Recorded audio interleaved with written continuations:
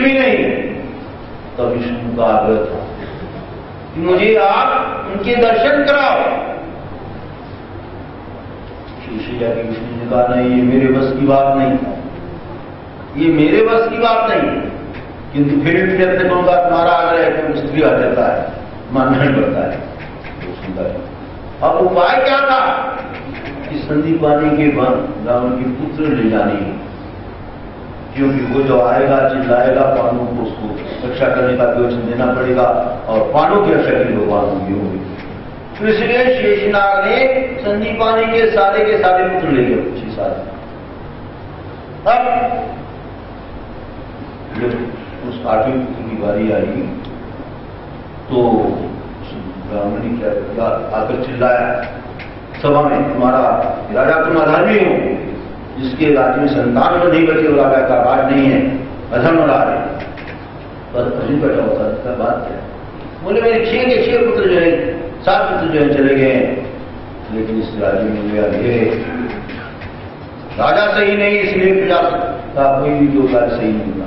अर्जुन का बात नहीं दोहराओ नहीं, अब पुत्र होगा तो मैं उसकी रक्षा करूंगा,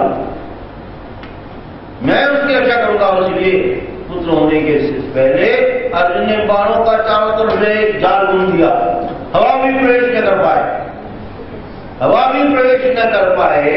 इस प्रकार का बाणों का जाल बन गया और अर्जुन पहरेदार के सामने खड़ा है, कोई भी आए, यम आए कि देवता आए, कोई मैं उसका जो है प्रतिकार करूंगा। किंतु अर्जुन ने मानो अधिष्ठात्री देवता उसकी ज्यादा करुण्या का स्वर्ग या बहुत ब्रह्मांड का उसका विष्णु की रूप,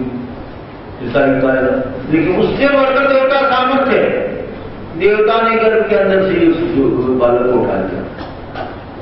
ब्राह्मण आकर चिल्लाया, पहले तो मैं अपने बेटे का दर्शन तो कर पाता था, लेकिन तुम जब से आए तुमने मानव का जाल क्या किया, मेरा बेटा भी चला गया है, चिल्लाया। उस समय अर्जुन ने कहा हम तुम्हारे को रात कर देंगे, और प्रभु से प्रार्थना की, पहले तो स्वयं ढूंढ के आया, कुछ नहीं मिल पाया अर्जुन को। तीनों ही लोगों में जाने की जो है ये थी गति थी, सामर्थ्य था, लेकिन न प्राप्त होने पर भगवान कृष्ण से प्रार्थना की, संधि पानी के पुत्र लाने हैं। और उस समय भगवान कृष्ण उसके साथ स्वर्ग तक अर्जुन चला गया, आगे जाने का सामर्थ्य नहीं था, इतना प्रकाश इतना तेज में भगवान ने आगे सुदर्शन चक्र कर दिया, आगे आप पीछे अर्जुन कब जाए।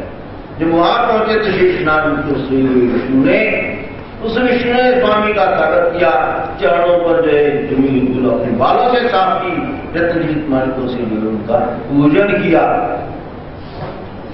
अब उस विष्णु के अवतार को हमारे कृष्ण को माने तो वो विष्णु इनकी पूजन कर रहा है, उनका जो है सत्कार कर रहा है, इनका उठाने की बात कर रहा है। और उसी समय वापसी पर पुत्र ले जाओ, मैं नहीं लाता, लेकिन लक्ष्मी का आग्रह था कि आपको यहाँ लाना है, और उसके कारण मैंने आप पुत्र जो है उस ब्राह्मण के लाए हैं। तो ये घटना इस बात को सिद्ध करती है कि विष्णु के अवतार होते तो अवतार उसी की चरणों पर पड़ा हुआ है, उसी की स्थिति गा रहा है, और उसी लक्ष्मण को कहता है मैं उसको बुला नहीं सकता, लेकिन प्रयत्न करता हूं। तो अवतार बोला जाओ वही जाता हूं, उसी का है रूप, तो ये उसी के रूप नहीं है। भगवान कृष्ण की ये घटना इस बात को प्रकट करती है, क्योंकि वो स्वयंभू पार्वती परमेश्वर के अवतार है प्रभु, और अवतार का कार्य जीवों का उद्धार करना है। आज तक किसी भी देवता क्षेत्र के अंतर्गत देखोगे आप, उद्धार उनका उतना ही होगा जितना उनकी सामर्थ्य की शक्ति है, उसमें वो फल देगी भक्ति करने के द्वारा होता है। और यहाँ ईश्वर की भक्ति से कौन सी गति मिलती है?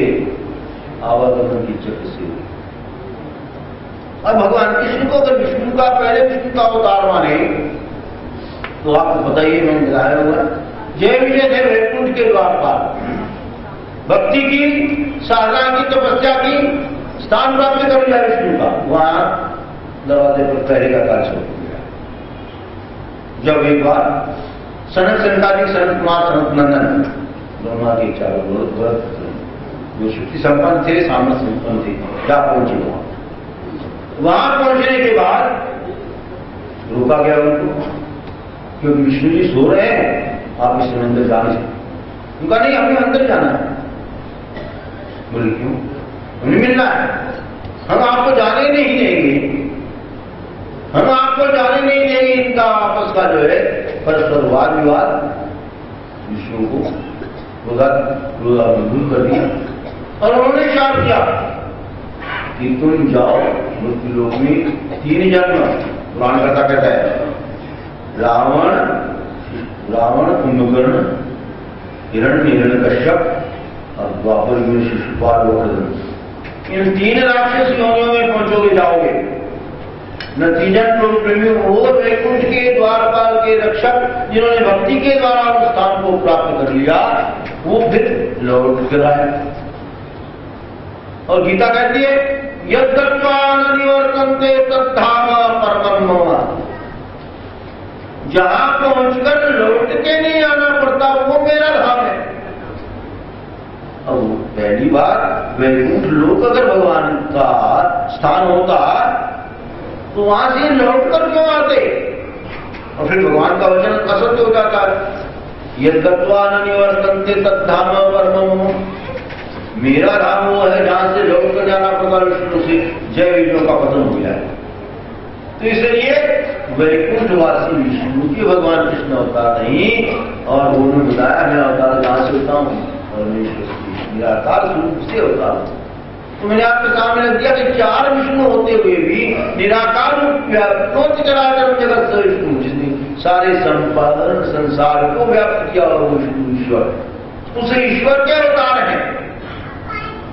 और वो बता रहे हैं कि मेरा स्थान वो है यद्गत्वा न निवर्तन्ते, जहां पहुंचकर लौट के नहीं आना, वो मेरा धाम। तो इससे आपकी दोनों प्रकार की शंका है कि निराकार से होते तो दोनों ही साकार है। चाहे वो कैलाश कुंज का ले लो, चाहे शेषैया ले लो, चाहे का ले लो। निराकार के अंतर्गत आता है पावन परमेश्वर, वो व्याप्त किया हुआ है सारे संसार। इसलिए उसका रूप जो है निराकार से साकार होना माना। ये हमारा ये ईश्वरी सिद्धांत हम नहीं कह रहे। गीता ने स्वयं कहा हुआ है कि मेरा जो है जहां से लौट ही नहीं आना। तुम भुक्त्वा स्वर्गलोकम विशालम छिन्ने पुण्य मृत्युलोकम विशंति ब्रह्मभुवनान् लोकः पुनरावर्तिनोर्जुन मामुपेत्य कौन्तेय पुनर्जन्म मामुपेत्य कौन्तेय पुनर्जन्म न विद्यते। अब इनका पुनर्जन्म हो गया, वहां से वैकुंठ से पतित हुए, राक्षस योनियां प्राप्त हुई, हिरण्यकश्यप शिशुपाल रावण, और वो कहते हैं कि फिर आज लौट के आना ही पड़ता। ये कितनी बातें हैं परस्पर वह मैंने सीखी। अगर उसी का रूप महाराज वहां से लौट कर क्यों आए हुए? यद्गत्वा न निवर्तन्ते तद्धाम। तो निराकार से हुए अवतार के अंतर्गत भगवान कृष्ण पारब्रह्म परमेश्वर के अवतार है, और ये अपनी सत्ता में रहने वाले ब्रह्मा विष्णु महादेव या शेषैया अपनी सत्ता के अंतर्गत उनका व्यवहारकारी होगा, उसके बाद नहीं उनकी प्राप्ति भी होती है। प्रत्येक तुम विश्वास छिन्न लोग उन लोगों पर नष्ट हो जाते। और इसीलिए भगवान का धाम अलग है, और अलग धाम से अवतार हुआ है, ये बात सिद्ध होती है। इन धामों से अवतार हुए ये बात कतई सिद्ध नहीं। और इसीलिए आपकी महर्षि वेदव्यास भी कहते हैं एते चांचकलांकुशां श्रीकृष्णस्तु भगवान स्वयं। और अवतार जो है वो अंश कलाओं में है, राष्ट्र के लिए 14 कला है, लेकिन भगवान कृष्ण 16 कला परिपूर्ण ईश्वरीय अवतार है। एते चांचकलांकुशां श्रीकृष्णस्तु भगवान स्वयं। श्रीकृष्ण अवतार पारब्रह्म परमेश्वर की अवतार है, जहां पर पहुंचकर लौट के नहीं आना पड़ता, और इन धामों पर लौट के आना पड़ता है। और कई संतों ने, कई पुराणकर्ताओं ने विष्णु लोग एक करण के वहां से लोग खत्म हुए। कहने का अभिप्राय कि ईश्वर की ये वाणी जो नित्य वाणी है कि पारब्रह्म परमेश्वर की भगवान विष्णु की सोच स्वामी ने क्या कहा, आचार्य श्री ने क्या कहा, 99 तो होता ये खांडे उड़ानी आपन राज्य के लिए का भक्ता करेंगे। यानी वो श्री कृष्ण अवतार ऐसे हैं जिन्होंने स्वयं राज्य किया और दूसरों से करवाया, भक्तों से करवाया। नवे नवे तो श्री कृष्ण आचार्य जी कुमार और चक्रधर स्वामी ने कहा, मादाई साहब को स्वामी ने क्या बताया था, भाई दयामाजी कौन सी तीर्थ चक्र देता अर्जुना ध्वजी करती स्वप्न होते तर एवढी वाई का तो एवढी वाई घातला असता। ये सारी की सृष्टि ऊपर की नीचे और नीचे सारे भगवान कृष्ण पालन कर देते, उल्टा पालन कर देते, नीचे का स्थान ऊपर ऊपर जाता नीचे। क्योंकि सामर्थ्य उनमें औरों में कोई सामर्थ्य नहीं आ रही। जिसका सामर्थ्य है वो उसका लिमिटेड है। लिमिटेड क्या है? कर्मभूमि अंतराल स्वर्ग, यहाँ की देवताएं जो है सृष्टि का नाश कर नहीं सकती, शेषय्या भी नाश नहीं कर सकता। अष्टभेदों में सामर्थ्य है, जिसको अवंतर संवार कहते हैं। तीन संवार है, युगांतिता संवार, अवान्तर संवार और महासंवार। भगवान कृष्ण महासंवार कर सकते हैं और बाकी के क्या है? युग युग का संवार अलग, हर युग बदलने के बाद कोई संवार होता है। यानी सतयुग बीता, जैसे रात बीत गई सुबह निकल आया, सतयुग बीता त्रेता आ गया। त्रेता की अवधि जितनी है 16 लक्ष दिन वो पूर्ण हो जाएगी, रात बीती शुरू हो जाएगा युगांति का संवार। द्वापर आ गया, द्वापर के बाद रात बीती प्रातः काल हुआ, कलयुग आ गया। ये युगांति का संवार। लेकिन ध्यान देना, कलयुग के संवार में ये बात नहीं कि रात होगी कि सूर्य आ गई। यहाँ की कर्मभूमि जो है 5 सतह योजन, मतलब 4000 कोस, 6000 किलोमीटर, यहां तक की अवधि का जो संवार है कलयुग का संवार वो अलग है, क्योंकि इसके ऊपर सतयुग की रचना होनी है। इसलिए 12 वर्ष से आदित्य तपेगी, खूब गर्मी पड़ेगी, एकदम बिल्कुल नहीं होगा। वर्षा होगी 12 वर्ष, मुलायम मिलेगी, हवाएं चलेगी 12 वर्ष, मोम की संवार होगी। वहां सतयुग की युगांति के संवार इस प्रकार के हैं। इन संवारों को युग बदलने के बाद होता है देवता सूत्र के अनुसार। इसके ऊपर का जो एक संवार मैंने बताया था अवान्तर संवार, यानी वो अष्टभैरव भी कर सकते हैं, न हमारे इंद्र कर सकता है, नरेंद्र कर सकता है, न सूर्य कर सकता है, न कैलाश में शेषया कर सकते हैं, अष्टभैरव कर सकते हैं। कब? अवान्तर संवार। उनके 8 विद्यावान, कराली, विकराली, उमापति, पशुपति, सदाशिव, ब्रह्मा, विष्णु, इनके ये विग्रह, इनके ये विद्यावान 8 ही बड़े जबरदस्त को दिए। सृष्टि करते थे, अहंकारी थे, अभिमानी थे, इसको समझ वो संवार कर सकते हैं। लेकिन कब? जब 8 ही विद्यावंतों के एट ए टाइम मिलने पर वो क्रोधित कर दी जाए किसी प्रकार से, और ये बात असंभव है। किसी का मुंह एक तरफ नहीं है, क्योंकि मैं बड़ा हूं, मैं श्रेष्ठ हूं, मेरे में सामर्थ्य है, मेरा कार्य है। उन 8 के विद्यावंत अत्यंत क्रोधी होने के कारण कभी मिल नहीं सकते, और उन 8 को कभी क्रोधित किया जा नहीं सकता। इसलिए अवान्तर संवार होता है। और भगवान चक्रधर जी क्या करते हैं? श्री कृष्णचंद्र जी क्या कर सकते हैं? एरी वाही का लो, एरी वाही का इस नीचे की पृथ्वी ऊपर ऊपर की नीचे करने का सामर्थ्य, महासंवार करने का सामर्थ्य भगवान ने। और महासंवार का तो वैसे तो होता है, निराकारा ढोल करो ने, साकारा संवार करो ने, जबरदारियां और देता हो। इसकी मर्यादा कि वो तो युग की मर्यादा है। सतयुग 32 लक्ष, त्रेता 16 लक्ष, द्वापर 8 लक्ष, कलयुग 4 लक्ष। यह युग की मर्यादा है, इसके बाद युग नहीं रहता। अवान्तर संवार हो नहीं सकता। और ये महासंवार की बात आई जिसमें सारा विश्व संपूर्ण बिल्कुल अलग हो जाए। वो किसका सामर्थ्य?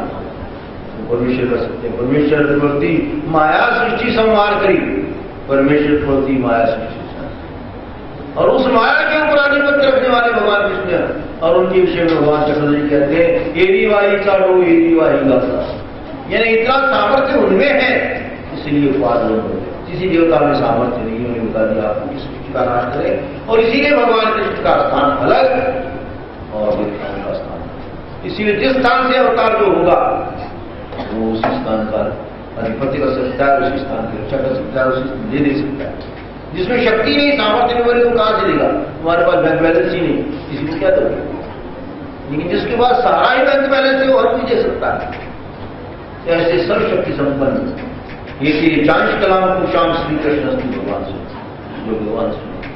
और जिस अवतार ने जगत की चोट में कहा मेरे पास आ जाओ, कोई अवतार नहीं कह सका प्रभु, मैंने पहले भी बताया था।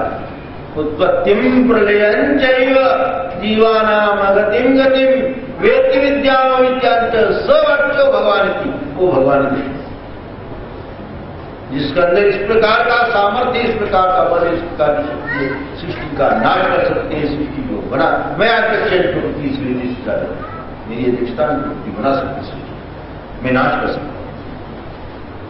मेरे सबसे बढ़िया बात बताया कि आपको याद होगी, वो जड़त की लीला नहीं, पंडु पायरी मंजिल भगवान कृष्ण ने पत्थर में पड़े हुए जीवात्मा को निकाला है, कोई अवतार नहीं निकाल नहीं पाया आज तक। जड़त की लीला एक ऐसा बहादुर अवतार रहा है सरकार का, जो है क्या है, स्वरूप धर्म ही ऐसा रहा, अंगीकार ही ऐसा रहा है। सब अवतारों ने अपने अपने निश्चित तरीके से किए, लेकिन भगवान कृष्ण का सारी नहीं है, क्योंकि उसकी जितनी भी क्रियाएं हैं सारी अपूर्ण है। देखो आप, उसके गुरु हैं तो 2 गुरु हैं, माता पिता है तो 2 माता पिता है, बहनें हैं तो 2 बहनें हैं, गुरु है 2 गुरु है, और परिवार 2 भाई है 2 ही है, माता पिता 2 ही। माता कौन सी है? यशोदा देवी, वसुदेव देवी, वसुदेव 2 माता पिता। उसका गुरु द्रोणाचार्य और जो संदीपन, उनके जो भाई है यानी ऐसे विचित्रता का रूप धारण करने वाले नवे तो श्री कृष्ण अवतार खाने बढ़ा दी आपको राजी, यानी उस कृष्ण अवतार की ये यथास्थिति देखिए, क्या नहीं करता हो, शक्ति कितनी है, भगवान कितने हैं, कि हर प्रकार की सृष्टि के ऊपर कार्य करने का सामर्थ्य। ये किसी भी देवी देवताओं के अंदर विष्णु वैकुंठ ले लो, या ब्रह्मा शिष्या ले लो, तुम्हारा वो ये कार्य कर ही नहीं पाता। इसीलिए भगवान कृष्ण की विशेषता है और ये विशेषता अवतार के बिना नहीं, कौन से मूल रूप निराकार के अवतार के बिना नहीं। ये सामर्थ्य निराकार में सृष्टि रचना का और सृष्टि उद्धार का कार्य उसी का है, और उसी के अवतार होने के कारण वो सारा ही सामर्थ्य। और इसीलिए मैं पहले कहा था आपको, आप लोग कभी भी गलत बोलते हैं, वसुदेव सुतम देवकी परमानंदनम, परमानंदनम नहीं कहना है, परमानंदम, क्योंकि परम आनंद जो उसमें का है वो उसके अंदर सामर्थ्य उतना ही है। नंदन मेरे बेटे में सामर्थ्य आता है लेकिन उतना नहीं आता जितना पिता में सामर्थ्य। अगर परमात्मा देव की परमानंदनम कहेंगे अशुद्ध होगा, देव की परमानंदम, वो आनंद है, पूरा आनंद उसमें है। और व्यक्ति की चोट में जिसे कहा कि मैं अपना आनंद देने के लिए तुम तत्पर हो, मेरी शरण में आओ, मेरा भक्ति करो, मेरा जो है ध्यान करो, मेरा चिंतन करो। गीता क्या है, मन में ना भगवत भक्तो मध्याजी मामस्तु माँ वेश तंत्र जाने कृष्ण सर्वधर्मान करते जो माँ में एकम शरण आनंद सर्व पापे,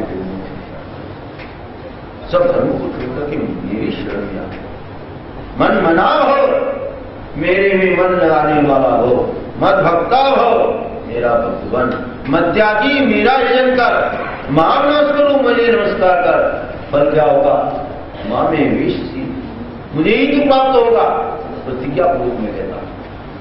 तो ये डंगी चोट में आज तक किसी अवतार ने नहीं कहा, चाहे वो विष्णु का हो, चाहे तो महादेव का हो, चाहे वो विष्णु देवता का हो। तो जिसमें कोई चीज होती है, शक्ति होती, वही कहेगा ना, तो सबके सामने ऐलान करने वाला।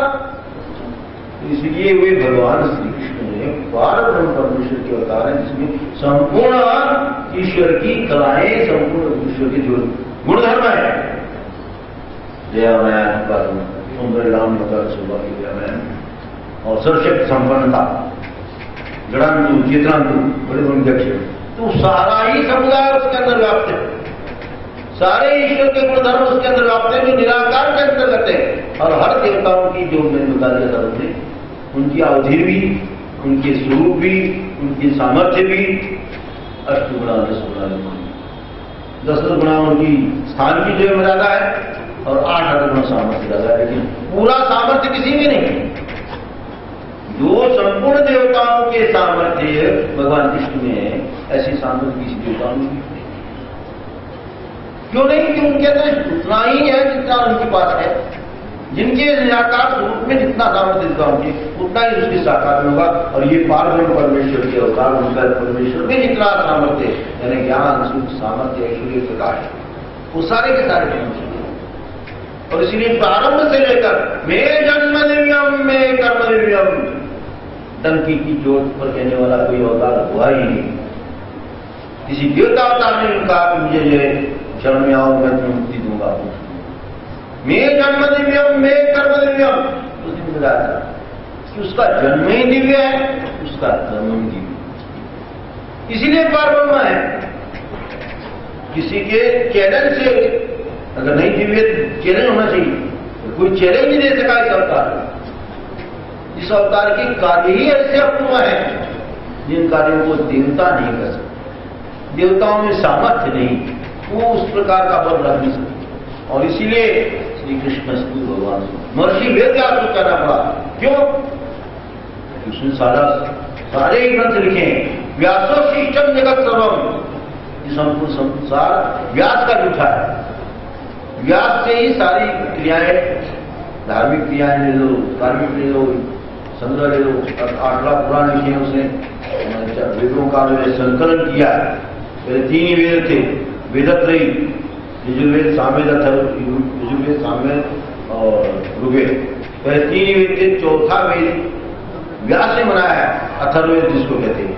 अथर्ववेद है जिसमें रूप गुण भरे हैं, ये सारी क्रियाएं व्यास की, इसलिए महर्षि वेद व्यास है। और वो वेद व्यास ने अनुभव किया, जाना समझा। तो जब उसने भागवत लिखा, जब उसके सारे ग्रंथ लिखे, शांति नहीं आई उसको, शांति नहीं आई। उसने उपासना की, प्रार्थना की, उन्होंने भगवान कृष्ण की लीलाओं का, भगवान कृष्ण के स्वरूप का वर्णन करो, तुम्हें शांति आई। और वो भागवत पुराण से बाद महर्षि ने कहा, वो महर्षि जिसका संपूर्ण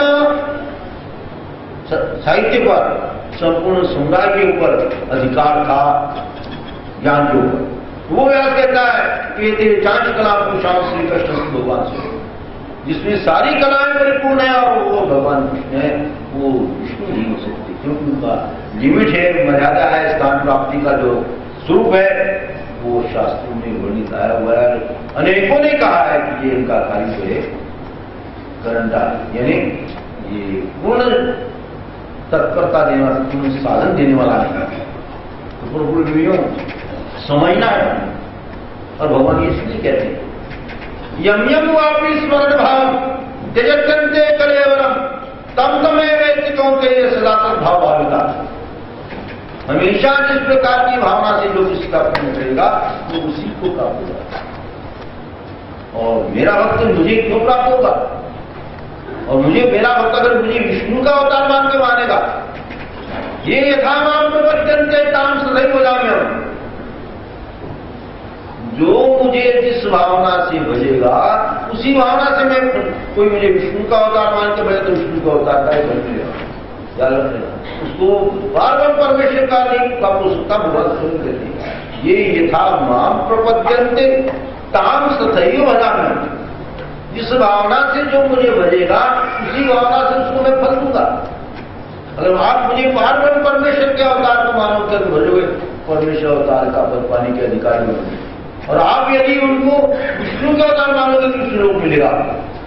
और जिसकी मर्यादा है 5 सत्य 5 सत्य 50 सत्य 5 लाख तक जो है आप उसका फल हो सकते हैं, 4 लाख। उसके बाद आपको लौट के आना पड़ेगा। और निवर्तन्ते तद्धाम परम, जहां पहुंचते लौट के नहीं आना पड़ता, वो मेरा धाम है। इसलिए सोच लो, निराकार स्वरूप अलग, जहां से अवतार होते हैं, साकार स्वरूप अलग है। देवताओं के साक्षात स्वरूप से अवतार माने तो विष्णु, शिष्य का विष्णु या अष्टवेदों का विष्णु साकार रूप में आता है, निराकार रूप में आता है। और यही भगवान कृष्ण का कहना है कि विवेश व्यापक चराचरम जगत से विष्णु, पारब्रह्म परमेश्वर जो उसने संपूर्ण जगत को व्याप्त कर लिया है, वो मैं हूँ, वहां से मैं अवतरित हुआ। अवतार अरे बता दिए जब जब धर्म की गिरानी अधर्म को दिए, लोगों को यथार्थ ज्ञान देने का मेरा उद्देश्य था कि यथार्थ ज्ञान को जान करके ही आप जो है उसके पद को प्राप्त कर पाते हैं। याद रखना, भगवान विष्णु की उपासना करनी है इस भावना से। विष्णु के अवतार मान के करोगे तो खड्डे में जाओगे, और पारब्रह्म परमेश्वर के अवतार मानोगे तो जो परम प्राप्ति के अधिकारी बनोगे। इसीलिए महर्षि को कहना पड़ा ये दस्तु भगवान से, कृष्ण भगवान से सारी क्रियाएं भगवान कृष्ण आराम से लेकर तब देखो अपूर्ण रही है प्रोग्रामियों। युगान परमेश्वर कृति युग के अनुसार परमेश्वर क्रिया करते विलक्षण, श्री कृष्ण अवतार की विलक्षणता थी, उनके कार्य विलक्षण थे, उनका स्वरूप विलक्षण है, उनके हर प्रकार के जो स्वरूप धर्म है वो सभी अवतारों से श्रेष्ठ है। जो अवतार कोई कार्य नहीं कर सके, जगत भी ले जाना ही कृष्ण अवतार नहीं। तो ऐसा अवतार 72 अवतार में हुआ है, होगा प्रोग्रामियों। अंतिम समय में आपसे ये होगा, कोई कुछ लेना चाहता है, कोई कुछ देता है, किसी को कुछ लेना चाहता है, मैंने आपको दिया है और मैं देने की कोई इच्छा नहीं। बहुत आप कहीं 10 करो तो 16 करो मुझे चाहिए, मैं आपसे एक ही भिक्षा मांगता हूँ, एक ही भिक्षा। याद रखना, मुझे कोई चाह नहीं, कोई दान, मैं ये चाहता हूँ आप हमारे हैं, क्योंकि हमारे जय कृष्ण है, हमारे श्री धर्म के उपासक हैं। और इसलिए एक ही याचना आपसे कि अपनी अनन्यता को मत छोड़ो, अपने ईश्वर की निष्ठा को मत भाओ, इधर उधर भटको नहीं, इधर उधर भटकोगे कहीं कहीं खड्डे में जाते रहोगे। आप हमारे अपने हैं, इसलिए दिल से छाती से छोड़ कर अच्छा से करो तो आपका कल्याण है। यही मांगता हुआ मैं आपसे हेलो श्री कृष्ण चंद्र भगवान, श्री चक्रधर स्वामी। शास्त्री जी का मैं शादी मूर्ति मंदिर की तरफ से बहुत बहुत आभार मानता हूं और अपेक्षा करता हूं कि इसी तरह भविष्य में भी अपना बेशकीमती समय निकालकर आप लोगों को ज्ञान सुनाकर लाभान्वित करते रहेंगे। शादी मूर्ति मंदिर की तरफ से अब मैं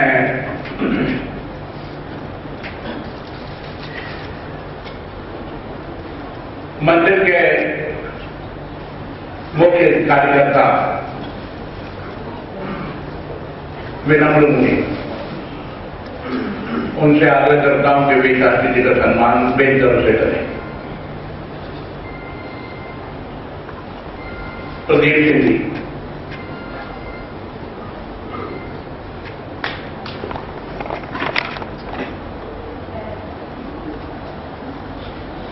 शेठी साहब,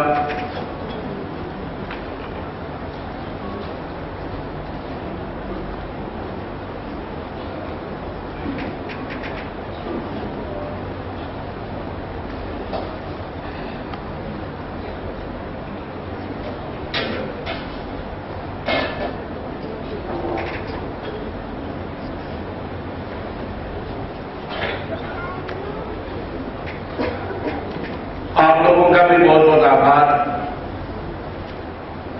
इस दृष्टि से कि अनुशासनबद्ध रहकर आप लोगों ने इस कार्यक्रम को सफल बनाया।